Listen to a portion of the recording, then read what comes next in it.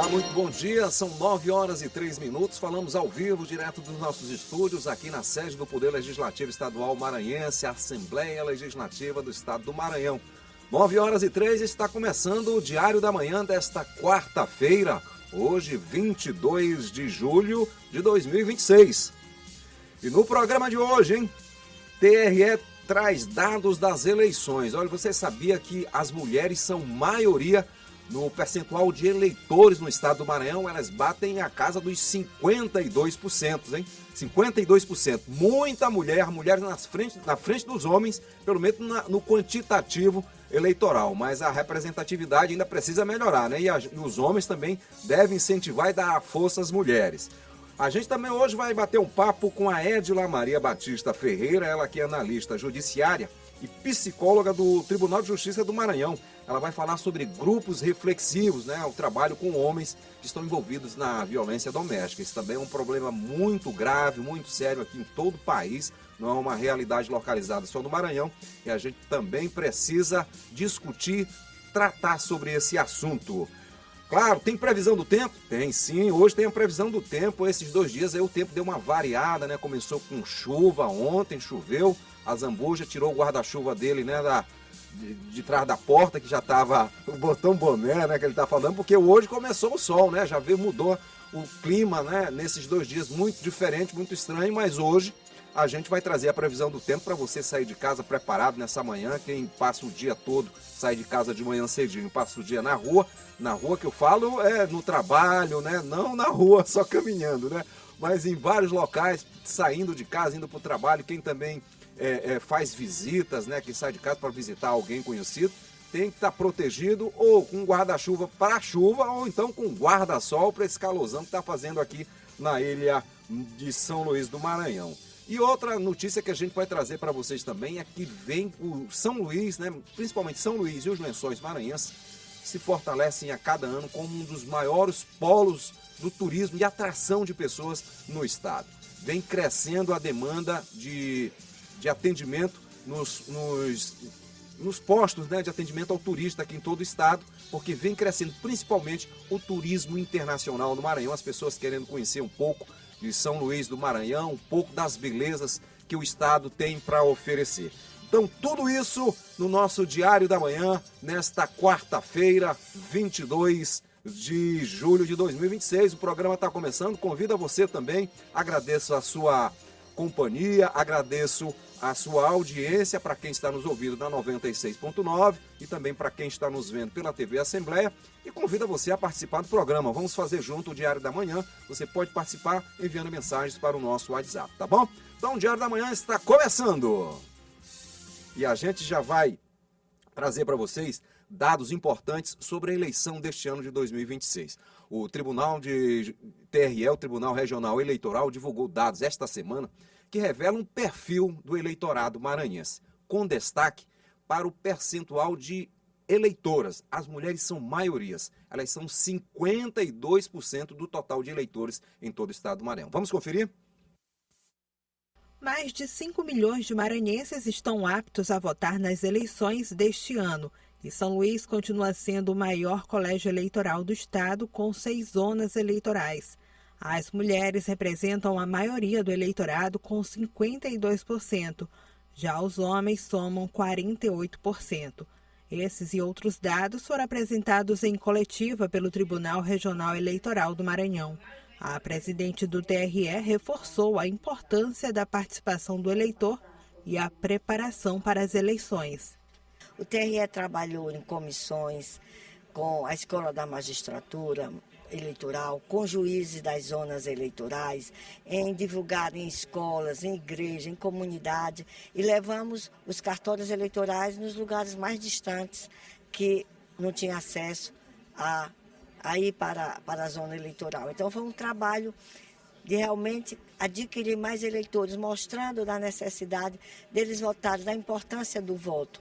Trabalhamos também com o voto jovem, trabalhamos muito com o idoso, para eles continuarem a votar. Durante a coletiva, o TRE também apresentou planejamento para o dia da votação. A expectativa é envolver quase 100 mil pessoas em toda a operação entre eles cerca de 73 mil mesários convocados. Outro ponto apresentado foi a infraestrutura da transmissão de dados. Segundo o TRE, tudo foi planejado para garantir mais segurança, transparência e também mais agilidade na apuração. Pontos considerados críticos foram mapeados para reduzir os transtornos. O secretário de Tecnologia da Informação explicou que, com o acréscimo de quase 1.000 mesas receptoras, terá redução de eleitores por sessão, podendo diminuir as filas. Hoje a gente já tem mais de 1.000 solicitações de pontos de transmissão diretamente dos locais de votação, tá? Um número bem superior já ao expressivo número que a gente teve em 2024, tá? Com isso a gente espera que a gente consiga finalizar a eleição talvez até em tempo recorde. A Justiça Eleitoral também lembrou que o uso de inteligência artificial é permitido, mas precisa ser informado ao eleitor. Pode ser utilizado até na pré-campanha, os pré-candidatos já estão utilizando, né? E tem que informar lá que foi utilizado. Não pode enganar o eleitor, que tem que ficar claro que foi utilizado artificial. Quem identificar alguma irregularidade pode fazer a denúncia pela ouvidoria do TRE no telefone 148 ou pelo aplicativo Pardal. O tribunal também informou que já recebe pedidos para voto em trânsito e segue realizando vistorias para garantir a acessibilidade aos locais de votação. A propaganda no rádio e na televisão começa no dia 28 de agosto. Os debates do primeiro turno poderão ser realizados até o dia 1º de outubro. Já a eleição simulada para testar toda a estrutura está marcada para o dia 23 de agosto, no município de Paulino Neves. Tá aí, é importante, né? A eleição 2026, eleições gerais em todo o país, eleição para presidente da República, para senadores, deputados federal e deputado estadual. É um importante momento, né? Um chamamento para a participação popular, o povo nas ruas escolhendo seus representantes. E agora são 9 horas e 10 minutos e chegou a hora da nossa entrevista. Entrevista.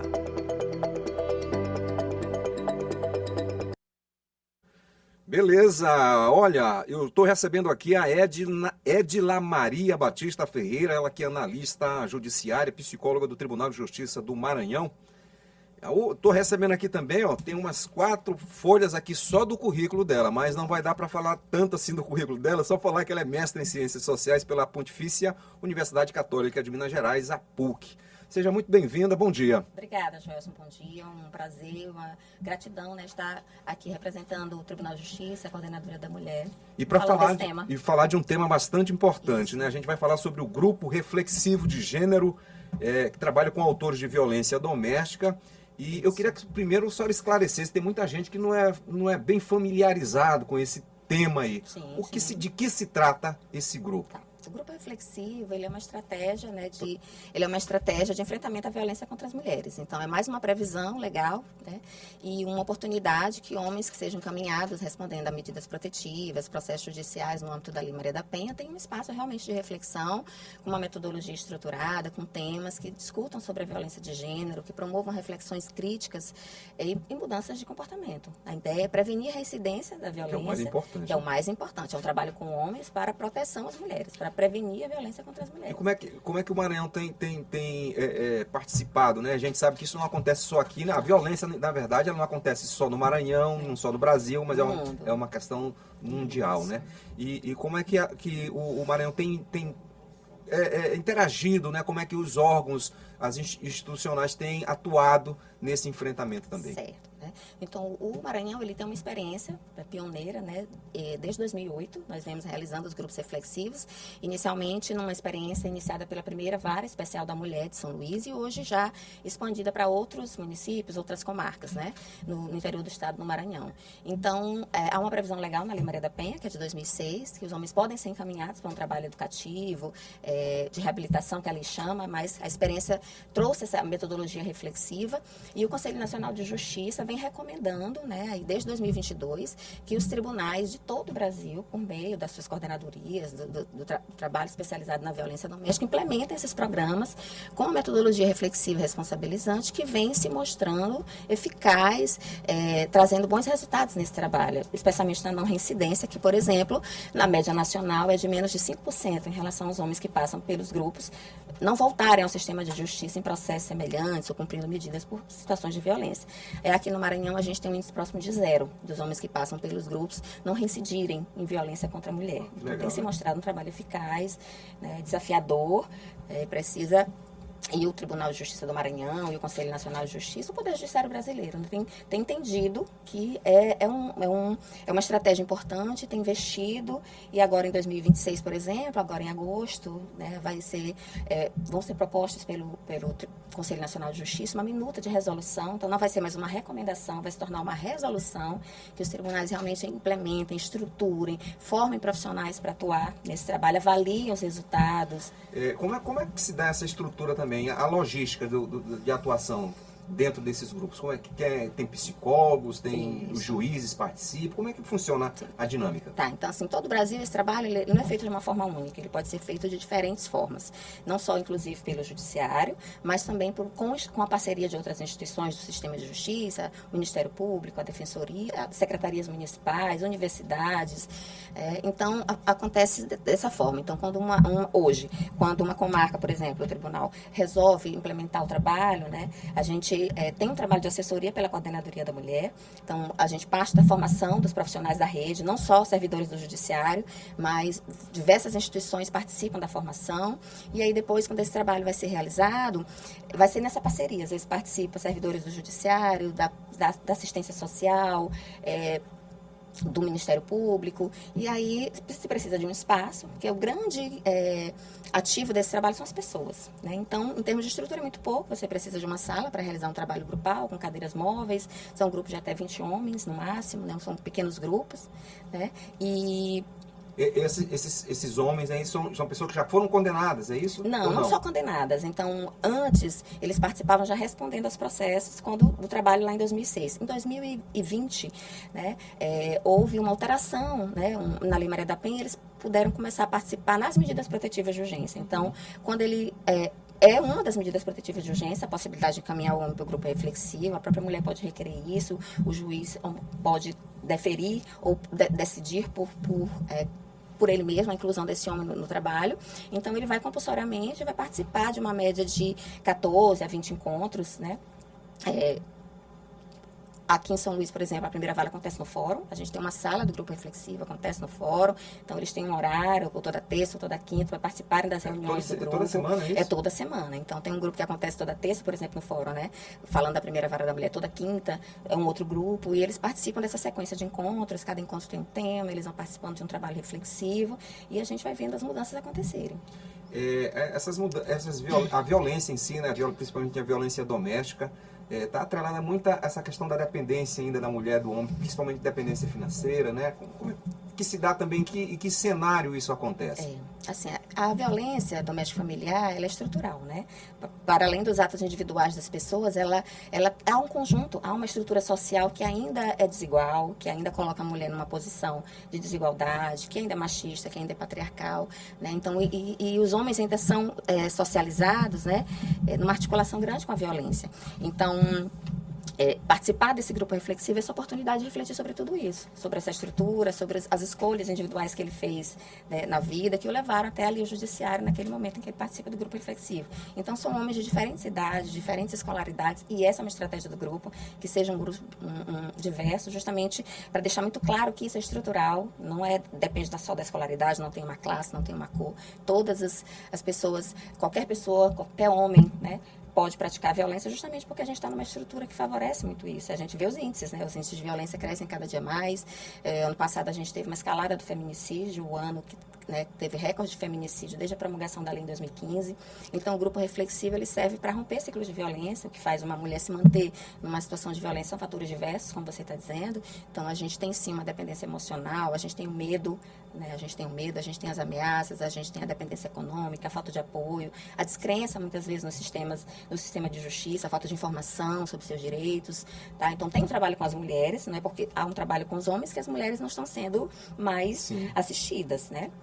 Então, tem um trabalho nas diversas unidades com as mulheres, inclusive trabalho de grupo também, mas esse trabalho é específico com os homens, porque senão há reflexão, não há mudança de comportamento. E há relatos de resistência do homem não participar? Muito, claro. Assim, como eles vão por uma decisão judicial, eles não vão voluntariamente, né? Assim, os homens, de uma forma geral, têm resistência a falar desse tema. A gente também tem outros programas que trabalham com homens de uma maneira educativa. Agride, acho que não é nem violência. Eu acho que não é nem violência, né? Então, assim, eles chegam se sentindo muito injustiçados, se sentindo revoltados, tendo uma visão muito distorcida sobre o sistema de proteção à mulher, sobre a Lei Maria da Penha, que ela é contra os homens, que ela veio para prejudicar. Então, eles chegam dessa forma. Então, é difícil eles partir de um grupo, uma motivação quase zero, para construir uma motivação com esses homens, para chegar no final escutando relatos. Poxa, isso foi transformador na minha vida, foi um divisor de águas. Se eu tivesse passado por uma experiência desse tipo, talvez eu não tivesse chegado até aqui. Eu nunca tive a oportunidade de refletir sobre isso. Eu vi meu pai fazer coisas semelhantes, meu avô. Eu nunca tinha refletido sobre isso. Eu achava que violência era só física. Então, ele entende que violência psicológica é violência muito grave, violência moral, violência patrimonial. Então, todos esses aprendizados, né, fazem parte dessa metodologia. Né? E quando vocês têm esse feedback, tem assim, a noção de que o projeto é necessário, né? É preciso, né? É preciso, é isso que nos faz renovar a motivação, né? É um trabalho desafiador, sem dúvida. A gente tem uma dupla, em geral, uma dupla de profissionais que realizam, não só psicólogos, eu sou psicóloga, mas a gente tem profissionais de outras áreas, do serviço social, do direito, da educação, enfim, profissionais que têm um interesse em uma formação específica nessa área, porque o tribunal também, a partir desse programa, tem oferecido essa formação específica. Então, é preciso se qualificar para fazer esse trabalho que a gente não aprende na universidade. Né? É uma formação muito específica, um trabalho relativamente novo, né, hoje nas instituições. Então, a gente precisa se qualificar para fazer. Mas o que recompensa é isso, é você ver de fato que a gente, independente das outras medidas que ele pode continuar respondendo ao processo, pode ser que ele seja condenado, mas independente disso, o grupo é uma medida complementar. Uma medida complementar é uma medida psicossocial, educativa, uma aposta de fato, a partir dos resultados que têm sido vistos, né, de que não basta só prender, não basta só tornozeleira. Como é um problema estrutural, cultural, as raízes da violência são culturais, independente da escolha individual de cada homem agir ou não de forma violenta, ele está numa estrutura que ensina violência, né, que reproduz violência. E ele está nesse meio. As mulheres também. Né, as mulheres também podem reproduzir violência, as mulheres também são socializadas para aceitar, às vezes, as violências. Então, a gente tem que trabalhar com as mulheres no sentido de orientação, defesa dos direitos, e com os homens na reflexão e responsabilização. E hoje esses grupos já funcionam em todo o estado ou não? Não, a gente está num trabalho de expansão, de fato, assim, é um desafio, né? A gente tem crescido, assim, desde 2017 a gente vem trabalhando nessa expansão. Aqui, atualmente, em São Luís, a gente tem pelo menos 6 grupos ativos em funcionamento, a gente tem pelo menos 13 já no Maranhão. A gente vai agora, por exemplo, em agosto, já tem outros grupos que vão iniciar. São José de Ribamar vai iniciar seu trabalho com os grupos reflexivos. Esperantinópolis, que a gente fez um curso recente, vai começar o trabalho com os grupos reflexivos. Então, assim, a cada ano a gente tem visto crescer, inclusive nacionalmente. Tá? Houve um mapeamento realizado pelo CNJ, apontou agora, em 2025, né, com os dados de 2025, 704 grupos ativos no Brasil de grupos reflexivos, né? Um aumento de mais de 40% em relação ao mapeamento de 2023. Então, é um movimento sem volta, eu acho. Eu acho que é algo que tende a crescer realmente os resultados que tem apresentado. Nós estamos conversando aqui com a Edila Maria Batista Ferreira, analista judiciária e psicóloga do Tribunal de Justiça do Estado do Maranhão. A gente está falando sobre grupos reflexivos como uma estratégia no enfrentamento a essa violência. Isso. E você estava me falando ainda há pouco que as pessoas os homens, né, que passam por esses grupos, eles têm a reincidência baixíssima. Isso. A média nacional desse mapeamento, né, realizado é 4,18%, menos de 5% nacional. E a gente, na nossa experiência, por exemplo, desde 2008 que a gente vem realizando no Maranhão, é próximo de zero a reincidência, né? Mas isso não é mágica, isso é um trabalho de qualificação, o trabalho acontece antes, durante e depois do grupo, vamos dizer assim, né? O homem não chega do grupo na primeira reunião grupal, ele passa por uma entrevista inicial, né? O juiz determina, o homem passa por uma entrevista inicial com os profissionais que vão realizar o grupo, para explicar para ele, para tirar dúvidas, para esclarecer, para orientar. Depois ele participa dos grupos, né? E também os profissionais, o Tribunal de Justiça tem investido nessa formação continuada, pretende investir na supervisão desses profissionais, né? O Conselho Nacional de Justiça já vem orientando e a partir do segundo semestre desse ano, certamente, a gente vai dar mais um passo nacionalmente na estruturação, expansão desse trabalho. Dentro dessa dinâmica do grupo, como é que ele funciona também? Quanto tempo a pessoa passa lá? Além de só palestra, as pessoas também se expõem? Como é que funciona também dentro do grupo? É isso. A orientação é de que sejam pelo menos 12 encontros com o mesmo homem, né, que começa, preferencialmente o mesmo que começa, termina, ali o grupo é flexível. Então, são no mínimo 12 encontros, mas a gente tem trabalhado aqui no Maranhão e São Luís com 14, pelo menos 14 encontros, e aí começa com esse trabalho de os primeiros encontros, vamos dizer assim, é para a gente acolher, para a gente conhecer um pouco a história de vida. A gente não se foca só no fato, eles não vão ali exatamente para falar o que fez, o que deixou de fazer, mas a gente vai focar na pessoa, como é que ele chegou até ali, quais são as referências dele de homem, de masculinidade, de o que ele entende sobre violência de gênero. E aí a gente tem uma cartela de temas, vamos dizer assim, que a gente vai desenvolvendo a cada encontro até o final. Beleza. Eu queria agradecer então a participação da Edila Maria Batista Ferreira, analista judiciária, psicóloga do Tribunal de Justiça. Obrigado pela participação e sucesso aí nesses grupos reflexivos que se estendam para todo o estado do Maranhão e que os homens de fato façam essa reflexão, né? Sim. Não só para quem participa, mas tem que fazer a reflexão antes, né? Para evitar até participar de um grupo desse. Exatamente, para refletir e se responsabilizar também pelos próprios atos, que é o papel do grupo. Não basta só refletir, é preciso ter um novo posicionamento, que é o objetivo do grupo. Então eu agradeço, né, em nome da Coordenadoria da Mulher, Estadual da Mulher do Tribunal de Justiça, Se é Mulher, por essa oportunidade de trazer para a sociedade um pouco mais sobre esse trabalho importante e ainda pouco conhecido, eu acredito, da grande maioria das pessoas. Então, esse espaço é muito importante, Joelson, muito obrigada e bom dia a todos. Bom dia, obrigado. Muito bem, olha, ontem fez chuva aqui na capital maranhense, hoje o sol abriu com toda a vontade, né? E como é que fica o tempo para o dia de hoje? Os detalhes a gente confere agora.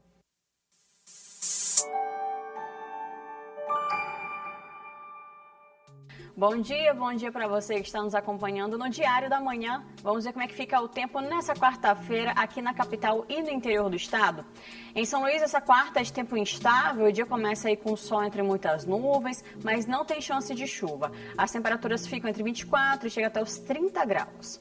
Já em Grajaú, no sul do estado, o calor é um pouquinho mais intenso. O sol aparece entre nuvens durante a manhã, mas a partir da tarde a temperatura deve aumentar e o sol deve prevalecer lá na região. A mínima por lá é de 23, mas a máxima deve chegar a 33 graus. Então, a sensação térmica vai ser bem elevada por lá. Então, antes da gente encerrar, fica o nosso alerta para que a população beba bastante água, passe muito protetor solar, porque a partir de agora as temperaturas devem ficar bem elevadas.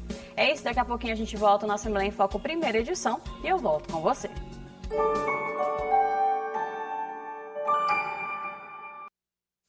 É isso aí, Anana, tem que ficar ligado, hein? Temperatura, o tempo mudando, um calor muito grande, né? Principalmente para quem trabalha, né? Que se expondo aí nas ruas da capital maranhense. Sol bastante brabo aí nesta quarta-feira. Olha aí, tá crescendo a cada ano que passa, cresce a quantidade de pessoas que querem conhecer as belezas, a cultura, né? O jeito de ser do maranhense. Esses dados revelam que o turismo no Maranhão vem crescendo, tanto o turismo interno quanto o turismo internacional. E a gente vai acompanhar uma matéria agora que fala sobre isso, que o atendimento nos centros, né, os centros de atendimento ao turista, vem aumentando as demandas. A gente confere agora.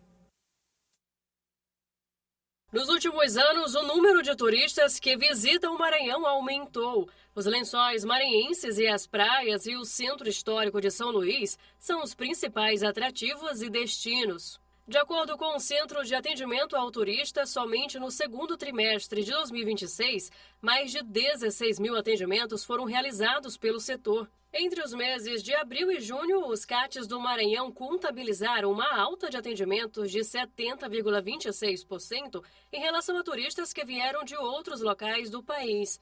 e um crescimento de 43,67% de visitantes internacionais, registrando mais de 2.300 turistas de outras nações no Maranhão. Segundo a coordenadora dos CATs, Marília Ribeiro, a maior movimentação foi no mês de junho. Esse ano a gente conseguiu fazer, o dobro, na verdade, a gente conseguiu mais de 50%, comparado com os atendimentos relacionados ao ano passado.